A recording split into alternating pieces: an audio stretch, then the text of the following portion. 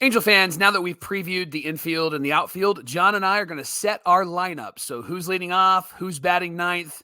Where's John going to put Mike Trout? And are we going to have Anthony Rendon in our lineup at all? Let's talk about all of it. It's time to get locked on with Mike and John, and this is Locked On Angels. You are Locked On Angels, your daily Los Angeles Angels podcast. Part of the Locked On Podcast Network, your team every day. Thanks for making Locked On Angels your first listen of the day. You can find us anywhere you get your podcasts, including Apple Podcasts, Spotify, and SiriusXM by searching Locked On Angels. And if you want to give back to the Super Halo Bros for all the Super Halo content, here's some things that you can do. Leave us a rate and a review on Apple Podcasts. We love 5 stars. If you're watching on YouTube, hit that thumbs up button. And if you're not subscribed already, be one of our 7,000 subscribers on YouTube and become a Locked On Everydayer. And whether you're watching or listening, come over to YouTube, leave a comment. It's one of the best ways to get in touch with us and be a part of the conversation. And today's episode is brought to you by our friends at FanDuel. Make every moment more. New customers join today, and you'll get $150 in bonus bets if your first bet of $5 or more wins. Visit FanDuel.com/lockedon to get started. Okay, everyone, let's hear it. Get it out. Get all your comments out. I know our team lost. You know, Yep. what are you going to do? Hey, But it's Patrick Mahomes, right? He's the new Tom Brady. right, If you're going to lose to somebody, he's a good guy to lose to. exactly. Hey, everybody, thank you for being here for this episode of Locked On Angels, where it's your team every single day. You've got the Frisch Brothers here with you, aka the Super Halo Bros. My name is John, and that's my brother Mike. It is kind of nice to have a team that actually made it to the playoffs and got to like the big game. Right. Unlike our Halos. Come on. My name is Mike, and that's my brother John. Hey, we're coming into our 3rd season here at Locked On Angels, and we're going to be here 5 days a week covering everything Halos, Monday through Friday. We appreciate you being here on today's show.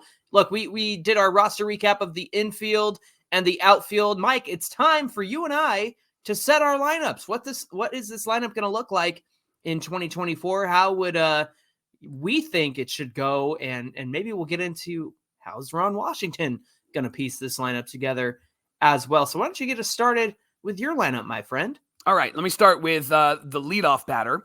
And no surprise here, Johnny, Nolan Schanuel is going to be my leadoff batter.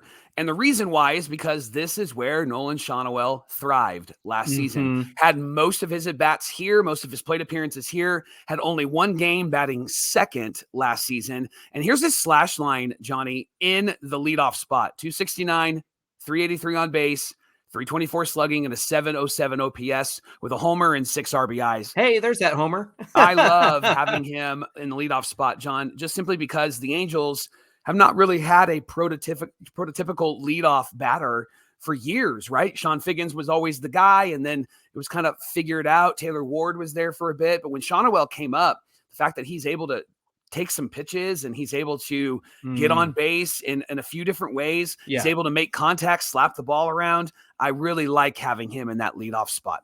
Yeah, he's a great choice for leadoff. Absolutely. This is number 2 is where I struggled a bit because you and I have wrestled back and forth with what to do with Mike Trout. And I considered putting Trout at leadoff because I loved when Trout was our leadoff hitter years ago, but I do know that he's a bit older, and I think I want to have his bat somewhere in the lineup where he can knock in some runs. So I put him at number 2, and I'm going to have him play center field, obviously. His most at-bats came in the second spot last season. And here's the stat that convinces me that Trout is best at number 2. His best slash line comes when he has a runner on at first base. Oh, interesting. So if Schanuel's able to work a walk and get on base, this is the perfect 1-2 punch for the Halos. Here's Trout's slash line when a runner's at first base last season. 333, 382 on base, 698 slugging, and 1,080 OPS with 7 home runs and 14 RBIs. I like that. I like that a lot. That actually makes a lot of sense. Get somebody on base, get Trout right behind them. Yep. Good stuff right there. Who do you got third, Mike? Okay, I need some protection for Mike Trout. So I'm going to go with who I think is probably the best power protection for Mike Trout, and somebody that I'm convinced is going to have a banger year, and that is Logan O'Hoppe. I'm going to put him in that 3rd spot because I want to get him a lot of at-bats, but I also want protection from Mike Trout. His ability to hit for power and knock in runs during the month of September last year, Johnny, that convinced me to put Logan O'Hoppe here. Here's his slash line in September: 25 games, 92 at bats, 9 home runs, 14 RBIs, a 587 slugging, and an 897 OPS. Woo! Now, put that together over a full season. Obviously, he's not going to probably hit that many home runs every month, but you get some guys on base in front of him, and I think that O'Hoppe is going to be somebody that's leading the league in RBIs. Plus, Sean O'Well is going to walk. He's going to have an on-base percentage of at least, I think, at least 330, right? And then, of course, Mike Trout is Mike Trout. He's got a great eye. That hasn't gone away, and I think that Trout will have an on-base of at least 330. You get these guys on base pretty often, and all O'Hoppe has to do is bloop one in, or maybe he hits a 3-run home run over the wall, right? I would love to see that. He's got the power for it, Mike, and I think that is going to serve him well this season. Who you got at number 4? Taylor Ward. I'm going to put Taylor Ward there, and this is his most productive spot from last season. Had 4 home runs and 14 RBIs, batting 4th with a 306 batting average, 403 on base, a 532 slugging, and a 935 OPS. John, the reason why I put him here and not 3rd is because so often last season, the Angels would get some runners on, and then that batter, typically Taylor Ward, would walk instead of hitting those runners in. Right. And I want somebody that's going to hit those runners in. But then let's say that O'Hoppe gets a hit. I would love to continue the momentum and have somebody who can either get a hit or perhaps take a walk. And I think Taylor Ward is a very good 4th hitter for these Halos next season. And he's manning your left field out there, I see on your list here. I like that. Who you got 5th, Mike? Your boy, Brandon Drury. I love his power. I love his clutchness with runners in scoring position, where the Angels were terrible last season. Drury was not. 281 batting average, 328 on base, 537 slugging, and a 865 OPS. Johnny had 8 home runs and 54 RBIs with runners in scoring position last season. Wow. I think this is a perfect spot for him because you've got 3 guys in front of him, 4 guys really, that are going to get on base somehow. And I think that what we need in the 5th spot is someone who can hit with runners on base, right? Yeah, no kidding. His power, his clutchness is needed and necessary for the middle of this lineup, Johnny. Absolutely. Hey, who's number 6 on your list, Mike? I'm going to go with everybody's favorite Mickey Moniak. He proved to me that he needs to be in the lineup every single day last season. He has the ability to carry this team, and he did for a few weeks last year. And I know that he gets cold, and I think when he does get cold, you adjust with Aaron Hicks or a Joe Adell. And then if this is more of my right-handed lineup, if I'm going to go with a lefty, I'm going to probably take Moniak out and put in a Joe Adell or an Aaron Hicks in this slot, move some pieces around. But for my main lineup, I'm having Mickey Moniak bat 6th in right field, John. I like that. Hey, 7th, I see you got Beefy Geefy. You got Luis Rengifo here. Tell me why you put him at 7th. I want him at 7th, and I want him playing 3rd base, and here's why. I want him to have the at-bats that he needs so that he can perform to the level that you and I think that he can. The question always around Geefy is he a guy that, starts off cold and then heats up in the summer months, or is he a guy that is just not great when things need to be great, and then he becomes great when the games don't matter, when it's garbage time, right? Right. And I have him at 3rd base because I would rather see him be a longtime 3rd baseman than the guy that is supposed to be out there, and that's who I have hitting 8th in my lineup, John. You'll notice that I have at DH Anthony Rendon, and I have to laugh because from Sunday, there was that terrible injury with Greenlaw running out onto the field and snapped his Achilles, right? But then, of course, there were some Angel fans that turned that into a GIF, and it was Anthony Rendon 2 innings into the 2024 season and then hurting himself, right? And so I want to start with being very careful with Rendon. I think he needs to be in the lineup, Johnny, simply because the Halos were better. They were more patient when he was in the lineup last season and in seasons past. But I'm just not sure what I'm going to get from this guy. And I get that he's making a lot of money. That's really the only reason why I'm putting him in the lineup as the starter more often as the DH, because you're paying him a lot of money. And I think you got to figure out what you're going to get with Anthony Rendon. Let's talk about your number 9 spot. You got Zach Neto there. Tell me about that. His best spot last season was the 9th spot, played 42 games there and had 129 at-bats. He slashed 287, a 360 on base, 519 slugging, and an 880 OPS with 6 home runs and 19 RBIs. I think, John, he's a great guy that can turn the lineup over, and I think that this is the perfect spot for him. I was thinking about having him lead off. But when I looked at his leadoff numbers last season, wasn't great. But the 9th spot was actually where he really thrived. And what this does is he's got a lot of speed, and he is really good in that 9th spot. So you have a Zach Neto leading off the inning, and then you have, top of the lineup with Nolan Shonowell. You could potentially have 2 leadoff hitters in front of Mike Trout, in front of Logan O'Hoppe, and in front of Taylor Ward. And I think that this helps the lineup continue to move forward and helps the team continue to get on base. A lot of contact hitters, a lot of guys that can hit gap to gap and potentially hit some home runs. So that's my starting 9, my major starting 9, lefties, righties. I would put these guys out there and have them play. You can see that on the screen for those that are watching on YouTube. Yeah, if you're watching on the video side, we got Mike's lineup here. Nolan Shonowell leading off at first base, Mike Trout in center field, number 2. Logan O'Hoppe will be number 3 at catcher. Taylor Ward is batting cleanup, left field. Brandon Drury will be batting 5th at second base. Mickey Moniak, 6th in right field. Luis Rengifo at third base. Anthony Rendon batting 8th at the DH spot.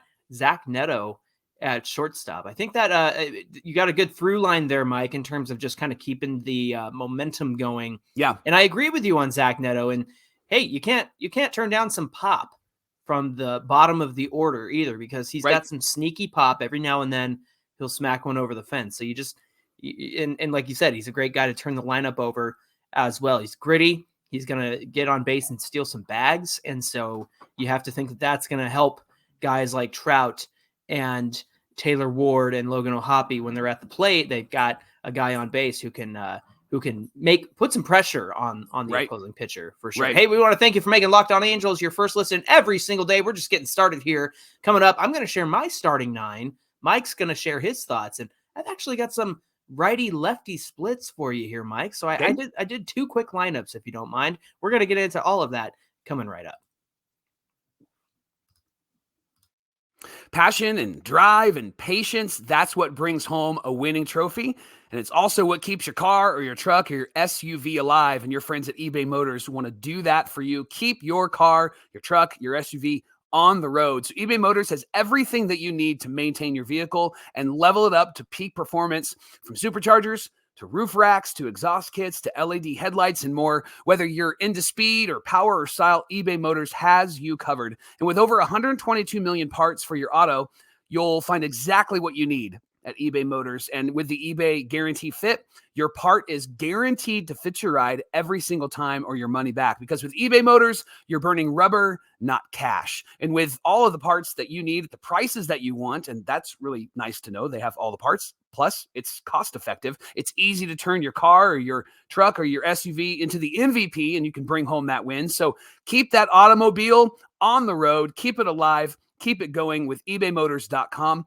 Eligible items only. Exclusions do apply, and eBay Guarantee Fit is only available to U.S. customers.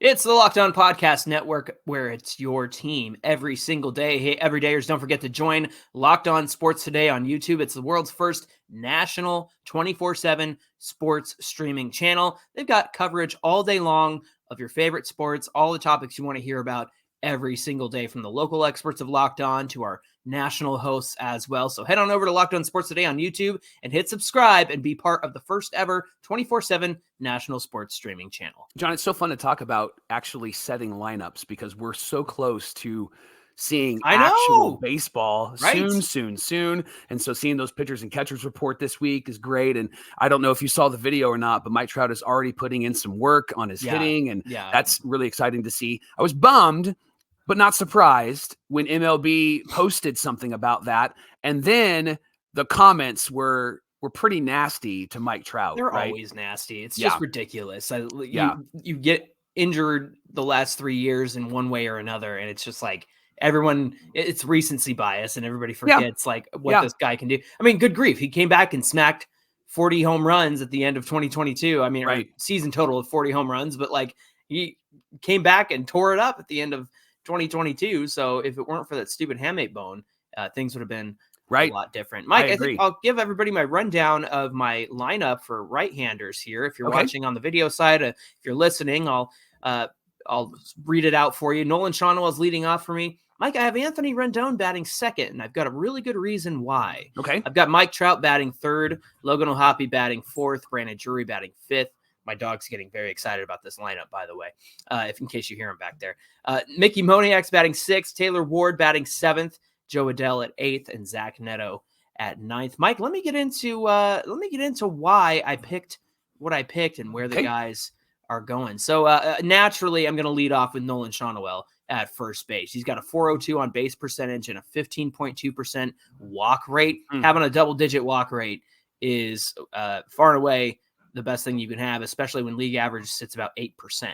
Right. Mike, he also hits the ball to all fields pretty well. He's got a 34.4% pull percentage, 42.2% to center, and 23.3% the opposite way. So I think Nolan Schanuel hitting and leading off is going to be a very good thing for this team. Mike, let me tell you why I put Anthony Rendon at third base and batting second, because he's kind of a question mark, like you mentioned. Right. I think we need to take advantage of the fact that he does do some things well and has done some things well in his time with the Angels.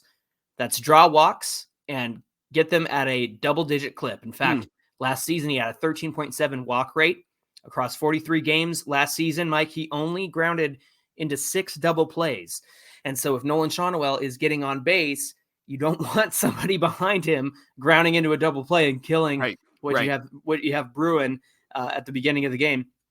So while he may not be the fastest guy on the bases, you can try your luck by pushing Schanuel to second base with an Anthony Rendon walk, and perhaps even drive him in from first base with a Tony Two-bagger if he still has it in him. But at the very least, get Schanuel into scoring position, because at number 3, I have Mike Trout playing center field. His career numbers: batting third across almost 2,000 plate appearances, 306 batting average, 432 on base, a 580 slugging, and a 1,013 OPS from the 3 spot. Mike, it's time to put Trout in the 3 spot, because he's the best hitter on this club, and you always put your best hitter at number 3. It gives him a chance to drive runners in with scoring position, something that's been missing for years now. Number 4, I'm with you on this one, Mike.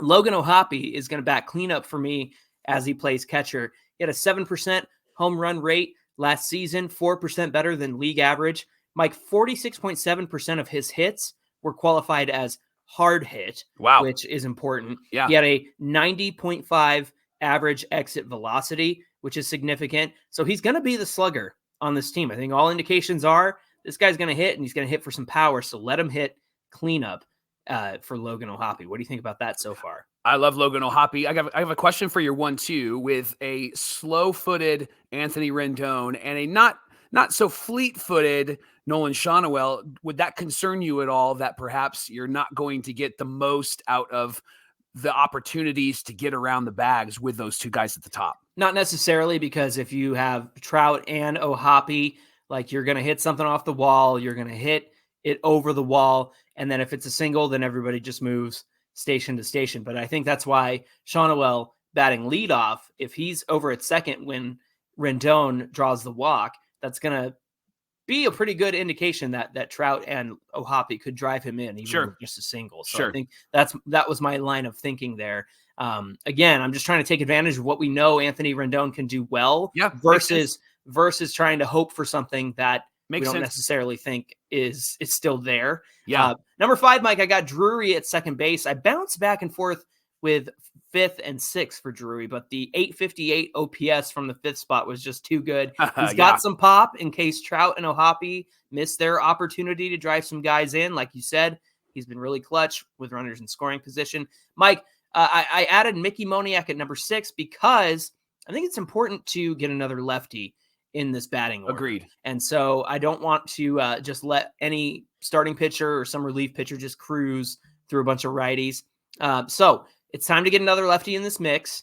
There's a chance to kind of reset the lineup in terms of having a good base runner in front of some pop, because Mickey Moniak's job here is to get on base. And perhaps if he's less of a big hit guy, we all know that he's capable of that. It gives him a chance to place importance on improving his walk rate. We know that that's something that he really struggled with, his strikeout rate as well. So if he takes a swing, then anyone in front of him has a chance to be driven in. Taylor Ward is going to be my DH. I need Ward's consistent at bat to drive in runners, and he's got some pop in that bat. So I think setting up him behind Mickey Moniak is a good thing. Mike, I'm giving Joe Adell everyday chances. Yeah, this season. I'm putting him in left field. Love it. He's got speed. He's got the power to drive in some runs. Yeah. And it sets him up to be an on-base threat. Again, if he's out there threatening to steal a bag, it's going to put pressure on the opposing pitcher. And finally, like you said, Zach Neto is my second leadoff guy from the 9 spot. I think he's got sneaky power at the bottom of the order. But you might have asked yourself, Mike, where's Luis Rengifo? Yeah, tell me. My batting order. Well, I did find a spot for him as the leadoff guy in my lineup versus left-handed pitching. We know that Rengifo is a much better hitter from the right side versus lefties. He's got the ability to be a strong leadoff guy. In fact, last season, he was a 356 average, 412 on base, 644 slugging, and a 1,057 OPS from the leadoff spot. I'm keeping Rendon in that same spot, that number 2 spot. Trout, of course, O'Hoppe after him. But one change I made was Aaron Hicks in right field. Yeah. The best results for him came from the 5th spot, a 977 OPS across 61 plate appearances. Number 6, I've got Drury. I've got Taylor Ward.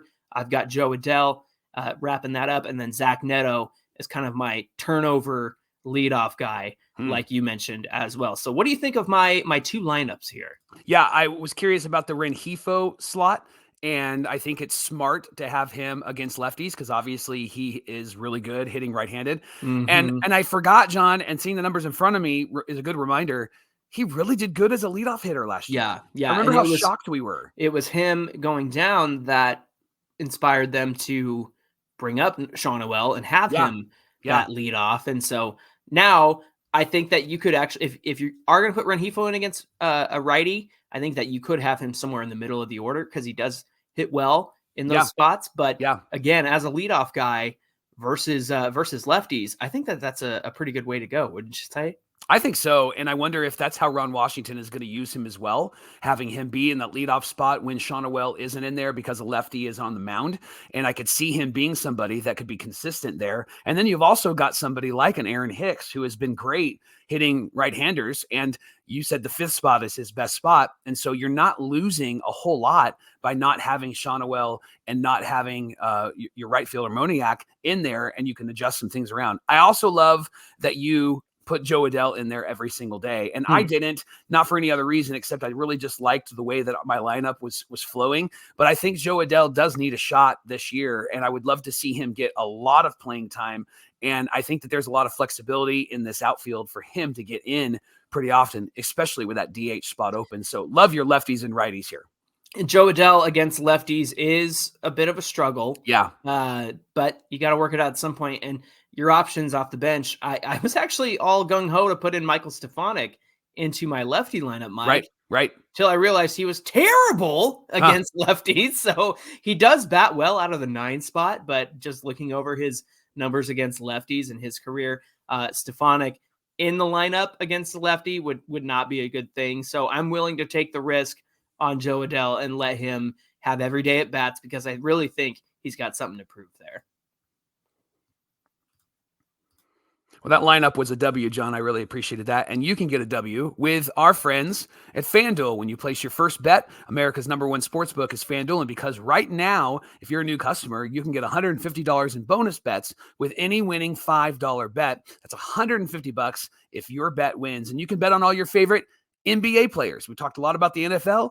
It's all over. NBA is in season right now, and you can bet on all sorts of NBA options like quick bets, same game parlays, exclusive props, and a whole lot more. And if you're not sure about betting and what to do, FanDuel has a great website and also a great app that can help you give clarity. So visit FanDuel.com/lockedon, and you can shoot your shot with FanDuel, the official sportsbook partner of the NBA. Mike, we got some lineup suggestions in our comments from a lot of everydayers, and so we're excited to go over those. Let's talk about Torrid on YouTube. He said, my opening day lineups are versus a lefty. He's got Sean Noel leading off, Rengifo at DH, Drury batting 3rd, Trout batting cleanup, Rendon batting 5th, O'Hoppe 6th, Ward 7th, Adell 8th, and Neto 9th. I like it. He's got the Adell and Neto 8 and 9, the same things that I had. Versus righties, he's got Sean O'Well at first, Rengifo at second, Drury batting third, Trout batting cleanup, Rendon fifth again, O'Hoppe, Ward, Moniak, and Zach Neto. What do you think about Rendon being there in the middle of the order there? He's got Trout at cleanup, which is something we haven't seen very often, and then Rendon right after that. What do you think? Well, Rendon is always going to be a question, and I think what Torrid knows is what a lot of everydayers know, and we've already talked about it. Rendon in this lineup helps this lineup. I think it's just going to be a big question mark as to where you put him, because he's a bit of an unknown factor, because he really hasn't done much for this team in the last few years, except for those moments where you're like, wow, that was really good, or wow, he really came through here, or wow, the Angels are walking more and taking more pitches now that he's in. And we did a show last season where we proved that the Angels do take more pitches when he's in there. And so I wonder what kind of impact he'll have in this lineup, but more specifically, what kind of impact Johnny Washington is going to have on him as the hitting coach. And maybe that could help his approach, because he really struggled with power last season and in the last few years, but we did see him make contact when necessary. And I'm curious if in the middle lineup, Torrid has him in the middle lineup, it'd be great to see him come through. I just have a big question about how much we can rely upon him, which is why I put him down at the bottom end of my lineup. Yeah, absolutely. John Rodney, another commenter, had some great thoughts about different players here, talking about Mike Trout. People want to see players play long careers, and he's 12 years in, and he's almost 33. He'll be 33 this summer. He said that he needs to reduce the wear and tear from the full seasons from now until 2031. Good grief. That's when he signed through 2031. I did not want to think about that. I've been an advocate of him being the everyday DH, if not reduce his role at starting center field, only to hit against left-handed pitchers. So hitting DH against right-handed pitching, and then Moniak starting in center field. Interesting thought there. He's also got some interesting thoughts here about Taylor Ward. Why don't you read those? Yeah, he said he's optimistic about Ward's start in left field.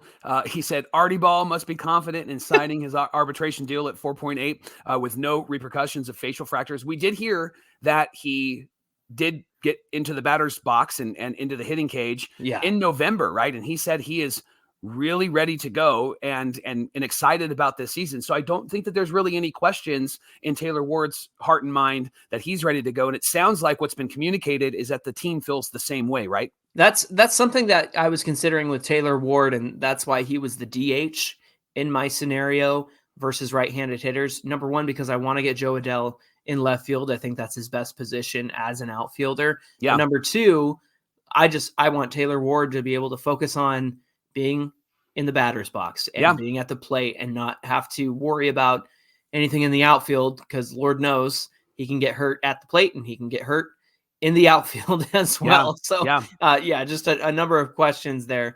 I did like what he had to say about Joe Adell. Make or break year, should be given a full season to prove himself. Keep the motto, let the youngsters play. Why do others get a pass and not him? Only 25 and still has contract flexibility. I think I saw another comment that said, I am terrified that Joe Adell will go to another team and just tear it up for them, and we will have missed our chance, right? That wouldn't be fun to see at all. I want to see him perform this year. Germana Dwarf on YouTube said, hot take, make Taylor Ward the primary DH. Hey! Which is what you did, Johnny. Not primary, but you had him at DH more often than not. And then they talked about Moniak and Hicks hitting righty, lefty, and then keep Adell the primary outfielder on the field at some position, which I think is a great idea, right? And a full season with Ron Washington, Joe Adell getting to prove himself, entering into some of those big years, right? Because he's still pretty young. It'd be interesting to see what Ron Washington can do with this guy and what he can get out of this guy. I love this comment. It's JMJS7NQ, so it's probably his standard YouTube handle. But he said, guys, Aaron Hicks is a bum. He's a bum. I think calling somebody a bum is just the funniest thing in the world. He said, there's zero expectations. We have a bottom 8 roster. Let's talk about the incompetence of this organization. Well, Mike, you and I have talked about the incompetence of this organization and have waxed poetic many episodes of Locked On Angels.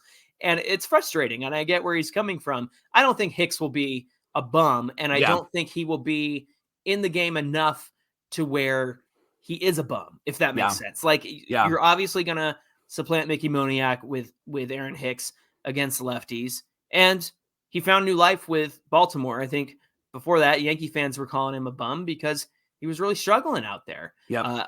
When we talked about Aaron Hicks, we also kind of talked about some of the things that he had been through in terms of injury, losing weight, which kind of zapped his power. And so he kind of had an adjustment period there. I think I'm okay with Aaron Hicks being an off the bench guy and seeing him in there against lefties. Now, if he becomes like an everyday guy, I could get frustrated with that. Absolutely. Yeah. Mike, I'm letting you read this last one here. This is great from Tim Steele, 273. He said, love you guys, love the Angels, but I live in Kansas City. Sorry, not sorry. I watched a great interview with Marcus Spears on ESPN yesterday, and the host was saying, Kevin Nagani, I think, was saying to Marcus Spears, like, hey, is Shanahan like just not the guy that can get it done? And Marcus Spears put his hands in his face in his hands, and he said, listen, the 3 times that Shanahan has been to the Super Bowl, once as a coordinator and twice as a coach, he's faced the greatest football player, quarterback of all time, and Tom Brady, who came back against him when he was in Atlanta, right? Yeah. 28-3. And then the last 2 times he's been in the Super Bowl, it's been Patrick Mahomes, right? And so he hasn't gotten a break. And so playing against any other quarterback, the Niners probably would have won. But you and I both know, and I said that to the people that I was watching the game with, I was like, I don't care if they're up by 10. It's Patrick Mahomes. No, you and I and our nephew, we're on a text thread, and we said, I don't care if they're up by 10. It's Patrick Mahomes, right? And so to lose to somebody like that, there's kind of a badge of honor, right? Even though you don't want to lose. Right. But Tim, congratulations to your team, and we'll get along now that football season is over, right? That's right. Tim, I think also reached out and said, John, those drinks they're gonna kill you. Well, just FYI, it's just water. It's just canned water. It's not energy drink or anything like that. So just want to make that clear. We want you on this show. It'd be terrible, just me. Hey, thanks for making Locked On Angels your first listen of the day. Every dayers, remember that Locked On has launched the first ever national sports 24/7 streaming channel on YouTube. You can go to Locked On Sports Today right now on YouTube, and you can subscribe to this channel. It's 24/7, and they cover all the sports, local and national. You're going to love it. Locked On Sports Today on YouTube. Hit subscribe to the first ever national sports 24/7 streaming channel. Hey, give us a follow on Twitter at Locked On Angels and at Super Halo Bros on Twitter and Instagram. If you're watching or listening, come on over to today's show on YouTube. Get in the comments. It's the best way to reach us, and hit that like button on your way down to the comments section. Mike, what do we have on deck for tomorrow's show? We're going to go back to our roster recap, and we're going to look at probably the weakest part of this team. Would it be the weakest? Let's talk about it. The starters, Johnny. The bullpen has been improved. We can all agree to that. We'll talk about the bullpen later this week.